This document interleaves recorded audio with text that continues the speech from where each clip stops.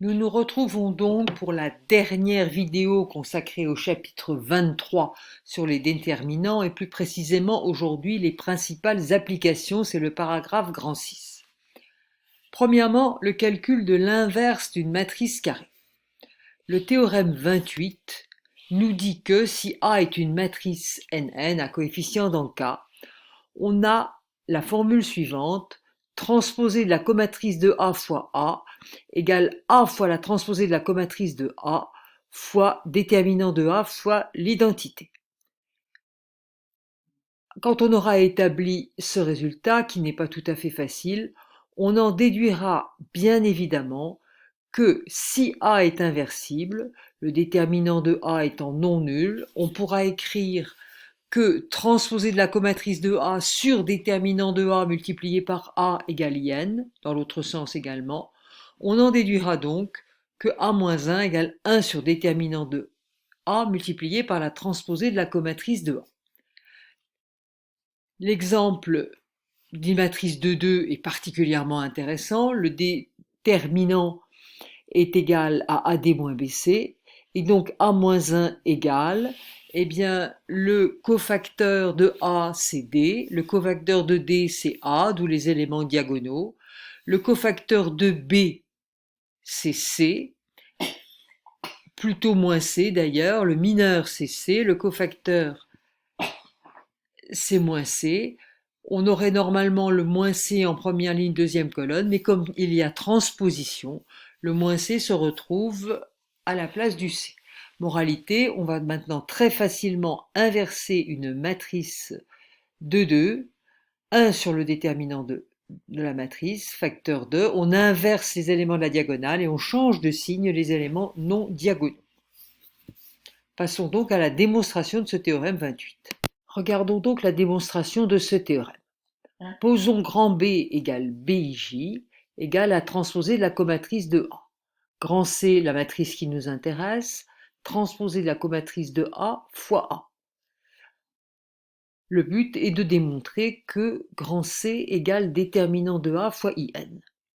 Calculons donc CIJ, terme général de grand C. C'est la somme pour K variant de 1 à N des BIK à KJ, puisque c'est le terme général de BA. BIK, c'est le terme d'indice KI de la comatrice, puisqu'il y a une transposition, et le terme d'indice KI de la comatrice, c'est moins 1 puissance I plus K fois le mineur, donc moins 1 puissance I plus K delta KI fois AKJ. Je rappelle qu'on veut démontrer que CIJ est le terme général de déterminant de A fois l'identité. Si I égale J, on calcule donc CII, et on a CII égale la somme pour K variant de 1 à N de moins 1 puissance I plus K delta KI à KI, ce qui n'est rien d'autre que le développement du déterminant de A suivant la ième colonne. L'indice K est l'indice de ligne, il varie, et l'indice I est l'indice fixe, c'est l'indice de colonne. Donc on a CII égale déterminant de A. Les éléments diagonaux de ma matrice C sont donc égaux à déterminant de A. Il ne nous reste plus qu'à démontrer que les autres sont nuls. Donc si I différent de J, j'essaye de démontrer que CIJ est nul. Pour cela, je forme cette nouvelle matrice. On voit qu'elle a deux colonnes égales. En colonne I, j'ai mis la même chose qu'en colonne J. Donc, j'ai écrasé ma colonne I pour y mettre ma colonne J. Si je développe ce déterminant suivant la colonne I, les éléments que j'y trouve sont les AKJ, et les mineurs que je calcule n'ont pas changé par mon écrasement de colonne, puisque les mineurs forcément relatifs à la colonne I, on barre la colonne I, donc ce sont bien les mêmes mineurs que ceux de A, donc c'est bien les moins 1 puissance I plus K delta KI. Donc j'obtiens bien que ceci, plutôt que mon terme CIJ est le développement de ce déterminant, déterminant qui est nul puisqu'il a deux colonnes égales. Et j'ai donc terminé ma démonstration. Un mot pour terminer ce paragraphe. Il ne faut pas croire qu'on a trouvé la formule miracle. Effectivement, on a facilement, comme je le disais tout à l'heure, A-1 lorsque la taille de A, c'est 2. Mais, pour les statistiques, si je prends une matrice carrée de taille 25-25 et un ordinateur réalisant 10 puissance 9 opérations par seconde, si je fais la méthode de Gauss-Jordan, j'aurai quelque chose de l'ordre de 4 n cubes, soit 62 500 opérations, ce qui demandera moins de 10 puissance moins 4 secondes. Par contre, si j'utilise la méthode qui est là, j'aurai n carré cofacteurs à calculer, cofacteurs dont le calcul est en factoriel n-1, donc n carré fois factoriel n-1, ce qui, si on rajoute encore les autres opérations, nous amène à 1,5 fois factoriel n plus 1, ce qui nous donne 6 fois 10 puissance 26 opérations. Avec le même opérateur, il nous faudra 6 fois 10 puissance 17 secondes, à savoir 15 milliards d'années, c'est-à-dire l'âge de l'univers. Donc pour une matrice 25-25, vous voyez qu'on n'est pas arrivé. Et même pour une matrice 3-3, cette méthode n'est pas à recommander. Par contre, comme on le verra dans des exercices, elle est très intéressante pour des exercices théoriques. C'est surtout la forme transposée de la comatrice de A fois A égale A fois la transposée de la comatrice de A égale déterminant de A fois IN qui peut être très intéressant. Passons maintenant à l'application des déterminants au système, et ce sont les formules de Cramer.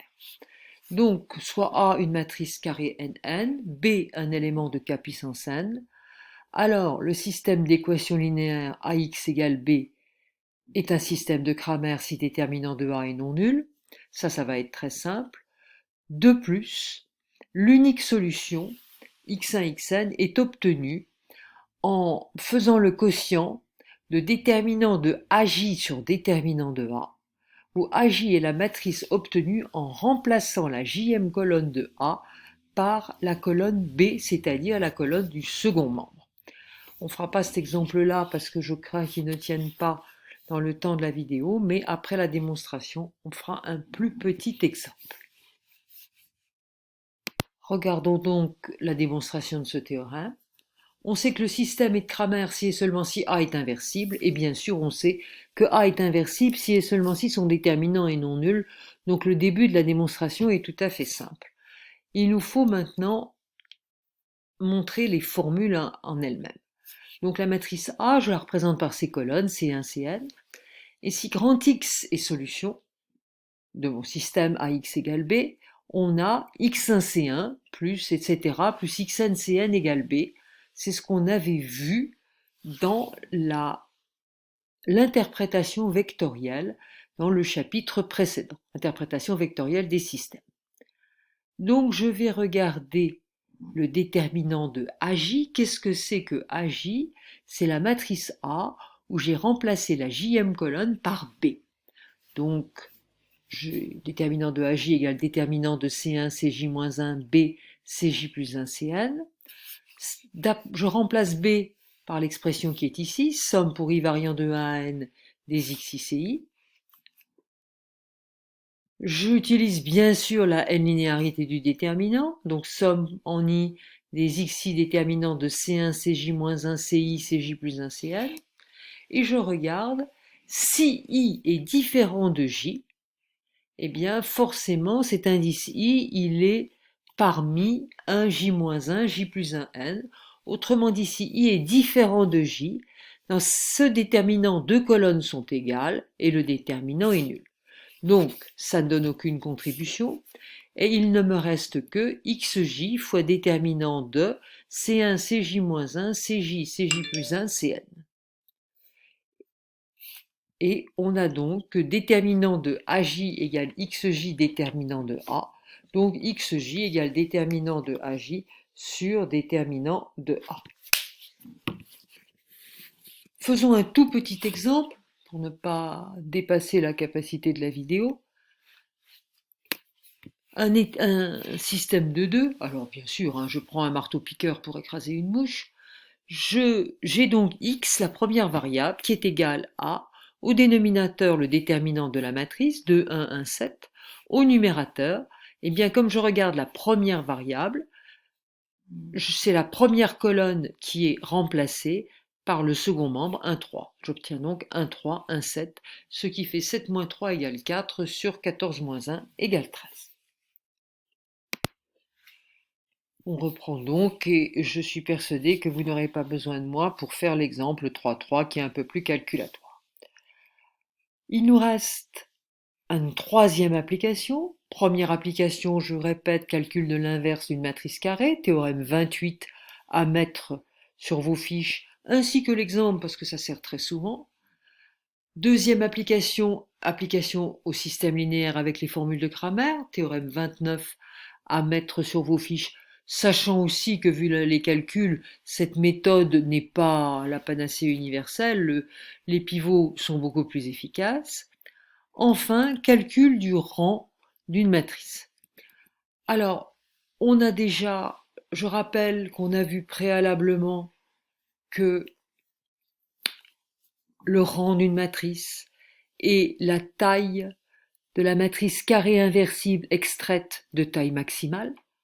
Oui, mais on sait que une matrice est inversible si et seulement si son déterminant est non nul.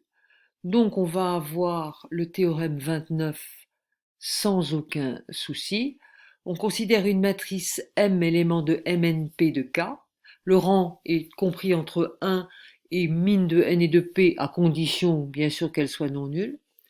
La matrice M est de rang supérieur ou égal à R si et seulement si il existe un déterminant non nul d'ordre R extrait de la matrice M, et la matrice M est de rang R si et seulement si il existe un déterminant non nul d'ordre R extrait de la matrice M, et tous les déterminants d'ordre R plus 1 sont, eux, tous les déterminants de taille R plus 1 extraits sont nuls. C'est exactement la même chose que le théorème qu'on a admis dans un chapitre antérieur. On cherche la plus grande matrice inversible extraite ou encore la plus grande matrice de déterminants non nuls extraite. On va tout de suite voir un exemple. Voyons donc cet exemple final. Je considère la matrice grand A, qui est ici, une matrice à 3 colonnes et 4 lignes. Donc son rang maximum, c'est 3, puisque il y a 3 colonnes seulement. Elle sera de rang 3 si je peux trouver un déterminant extrait de taille 3, extrait de A, un déterminant non nul. Alors, pour avoir un déterminant de taille 3, il suffit d'enlever une ligne. Si j'enlève la ligne L4, j'obtiens le déterminant 1, 2, moins 1, 1, 0, 1, 0, moins 1, 1, et il est nul. Si j'enlève la ligne L3, même chose. Si j'enlève la ligne L2, même chose, le déterminant est nul. Enfin, si j'enlève la ligne L1, même chose, le déterminant est nul, je les ai chaque fois calculés. Donc je viens de démontrer ainsi que le rang n'est pas 3. Il ne peut pas être plus que 3, il n'est pas 3, donc il sera au maximum 2. Pour montrer qu'il est égal à 2, il me suffit de trouver un déterminant extrait de taille 2 non nul. Alors là j'ai l'embarras du choix. Par exemple, celui-ci, 1, 2, 1, 0, je l'ai calculé ici, c'est pas très dur. 1, 2, 1, 0, ça fait moins 2 qui est non nul, donc le rang est supérieur ou égal à 2. Il est strictement inférieur à 3, supérieur ou égal à 2, donc il est égal à 2. Voilà donc notre troisième application des déterminants pour calculer le rang d'une matrice. Ceci est à faire figurer sur vos fiches et termine le chapitre sur les déterminants. Je vous remercie.